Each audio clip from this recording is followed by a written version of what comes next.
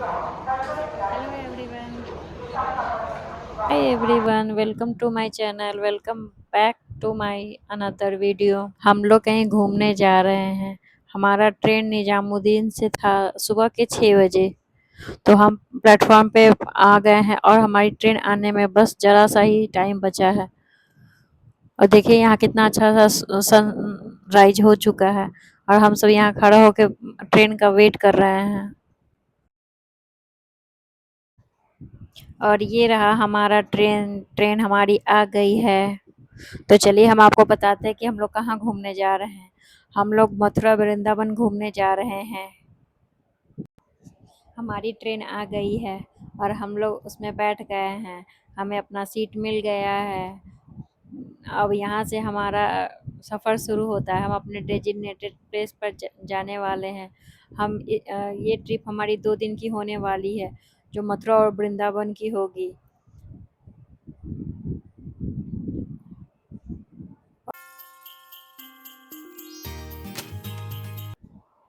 निजामुद्दीन से मथुरा जाने में बस हार्डली 2 आवर्स ही लगे थे और यहाँ से हमारी जर्नी स्टार्ट होती है। I am very excited. काफ़ी टाइम से हम मथुरा वृंदावन का प्लान कर रहे थे, लेकिन जा नहीं पा रहे थे। अब देखिए हम मथुरा पहुँच गए हैं। ये रहा मथुरा जंक्शन। यहाँ हम लोग पहुँच चुके हैं और अब यहाँ से हम मंदिर के लिए निकलेंगे भगवान का दर्शन करने। सबसे पहले हम देखते हैं कि हम लोग कहाँ जाते हैं। द्वारिकाधीश के पास जाते हैं दर्शन करने, या फिर श्री कृष्ण जी की जन्मभूमि में जाते हैं दर्शन करने। अब हम प्लेटफॉर्म से बाहर निकलेंगे, फिर ऑटो करेंगे। फिर दिन ऑटो वाले से पूछते हैं और टाइमिंग भी बहुत सही है। हम लोग सुबह सुबह पहुंच गए हैं तो हमारा दर्शन भी इजीली हो जाएगा।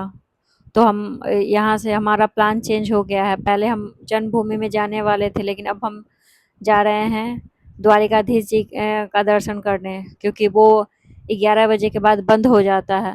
तो हमने सोचा कि चलो पहले वहाँ चल के ही दर्शन कर लेते हैं, देन फिर उसके बाद हम जन्मभूमि की तरफ चलेंगे।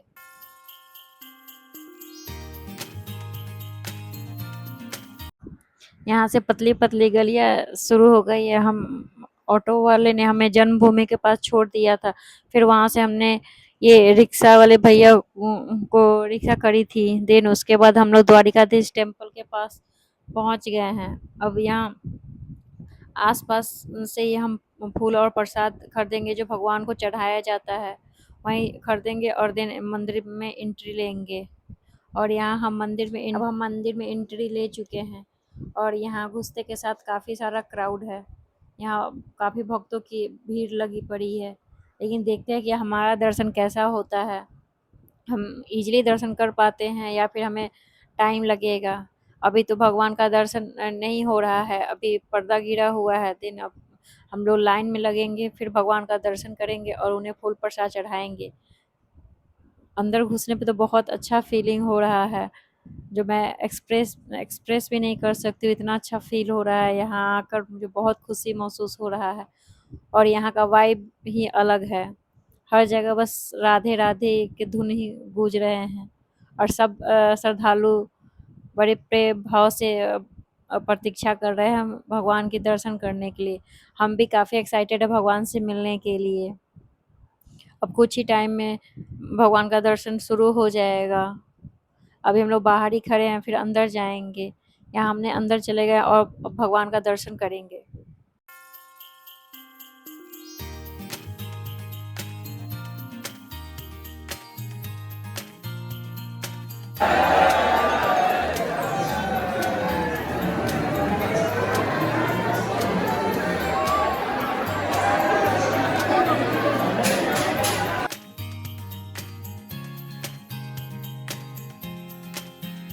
हमारा दर्शन बहुत अच्छे से हो गया है। हम लोग सोचे भी नहीं थे इतने अच्छे से, एक्सपेक्टेशन भी नहीं था कि कैसे दर्शन होगा। हम काफ़ी नर्वस हो रहे थे भीड़ को देखकर, लेकिन बहुत अच्छे से दर्शन हो गया। दर्शन होने के बाद हम यहाँ खाना खाने आ गए हैं। यहाँ आपको हर स्टॉल पर ये दाल भड़ा हो या लिट्टी कुछ इस तरीके से मिल रहा है, जो 50 रुपए के प्लेट मिल रहे हैं। लिट्टी और सब्जी है। जो काफ़ी सफिशिएंट है एक पर पर्सन के अकॉर्डिंग। इजीली आपका पेट फुलफिल हो जाएगा। ब्रेकफास्ट करने के बाद अब हम जन्मभूमि की तरफ चलते हैं, जहाँ कृष्ण भगवान जी का जन्म हुआ था। अब वहाँ दर्शन करने चलेंगे और यहाँ देखेंगे कि यहाँ कैसा हमारा दर्शन होता है। और ये रहा मंदिर का एंट्रेंस। अब यहाँ से एंट्री होगी और देखते हैं कि यहाँ वीडियो बनाना अलाउ है या नहीं ही अलाउ है।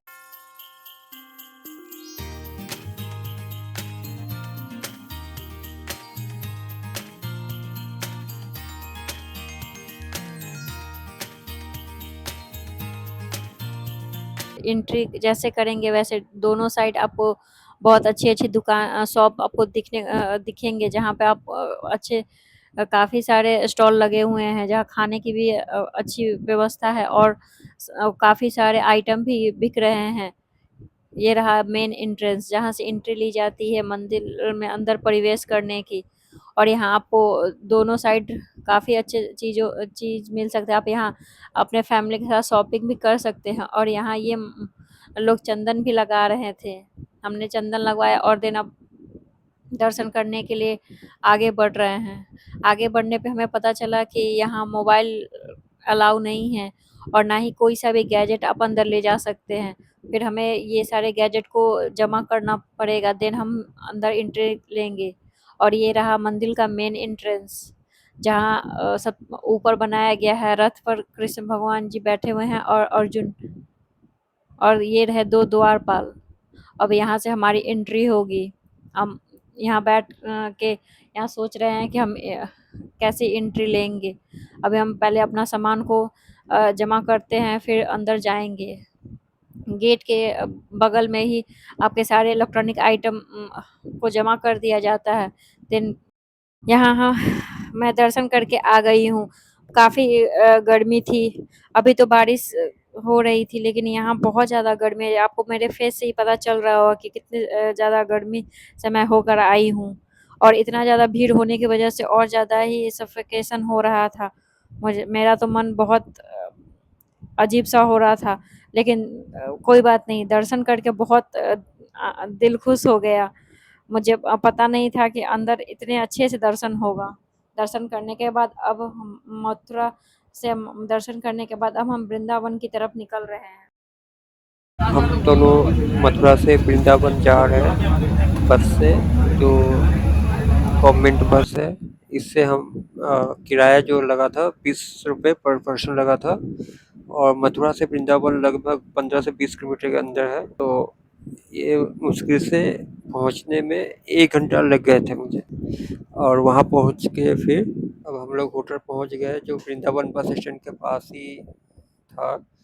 और इसका रूम आप देख रहे हैं कि बहुत ही अच्छे से रखा गया है। और इसका मैं वॉशरूम दिखा रहा हूँ, बहुत क्लीन है। और ये जो है इसकी प्राइस मैं बता दूँ तो ये 1000 के आसपास में है पर डे का।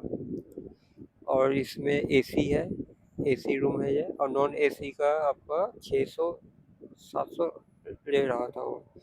वहाँ से 2 घंटे रेस्ट, होटल में रेस्ट करने के बाद हम लोग निधिवन पहुँचे हैं। आज यहाँ आप देख सकते हैं कि निधिवन के आसपास मार्केट बहुत अच्छे हैं। और ये यहाँ पे ज़्यादातर पूजा की सामग्री, मिठाई की दुकानें आपको आसानी से मिल जाएगी। यहाँ पे आप नाश्ता कर सकते हैं और पूजा की सामग्री खरीद सकते हैं। अब हम निधिवन में एंट्री करने वाले हैं। यहाँ से निधिवन का एंट्री पॉइंट है। यहाँ काफ़ी आपको भीड़ दिख रहा हो, क्योंकि ये सैटरडे संडे का दिन है। सैटरडे संडे में इजली बहुत सारा भीड़ रहता है। आज सैटरडे का दिन है।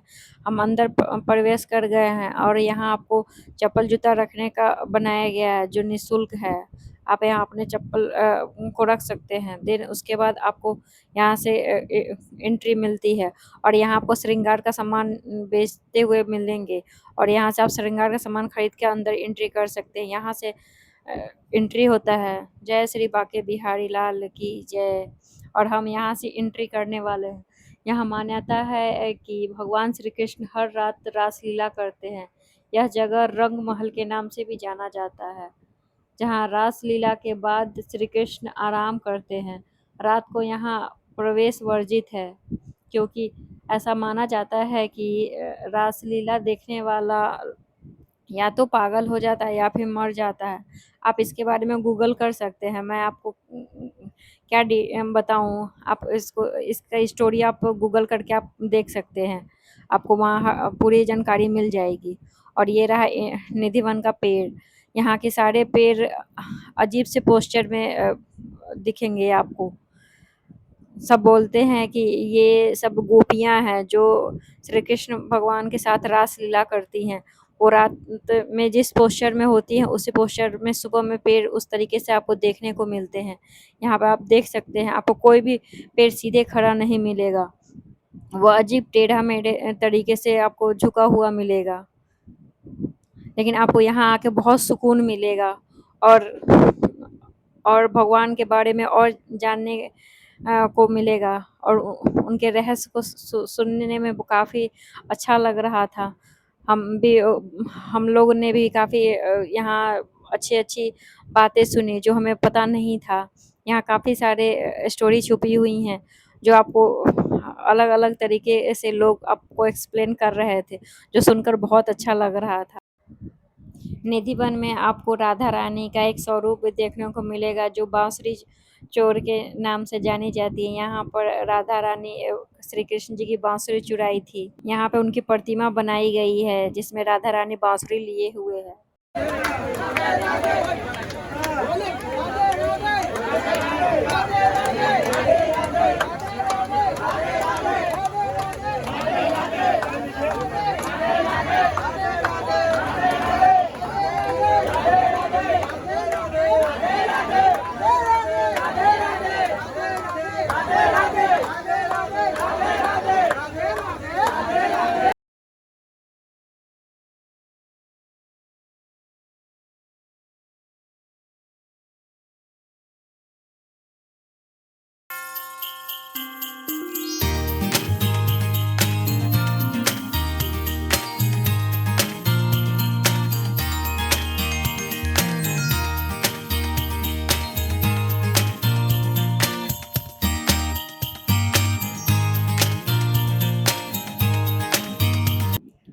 निधिवन से दर्शन करने के बाद हम यहाँ इस मंदिर में आए हैं, जो श्री शाहजी मंदिर के नाम से जाना जाता है। ये ठाकुर जी की राधा रमन मंदिर है। यहाँ हम दर्शन करने आए हैं। यहाँ का परिसर कुछ इस तरीके से बनाया गया है, जो निधिवन के जस्ट बगल में ही है। इसका कंपाउंड से निधिवन आपको दिखता है। और यहाँ आए तो आप प्लीज़ अपने सामान की रक्षा करें, क्योंकि यहाँ बंदर काफ़ी एक्टिव है और ये आपके सामान को लेकर यूँ गायब हो जाएँगे, फिर मुश्किल में पड़ जाइएगा। तो आप अपने सामान की रक्षा करें।